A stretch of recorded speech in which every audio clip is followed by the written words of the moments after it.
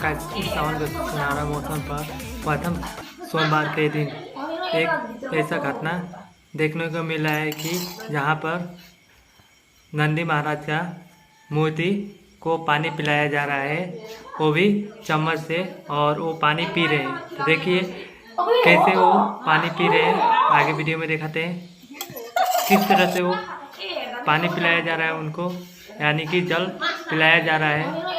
ये देखिए कैसे जल पी रहे हैं।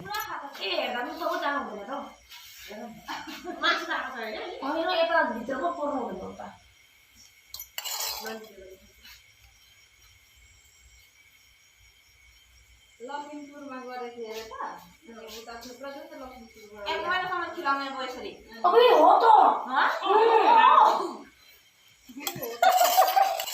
जो घटना है मंदिर खैनी मंदिर का है, जो कि असम में है। गाइस ये जो घटना है वो खैनी शिव मंदिर का है, जो कि असम में स्थित है। गाइस इसी के साथ करते हैं हर हर महादेव, जय श्री शंभू।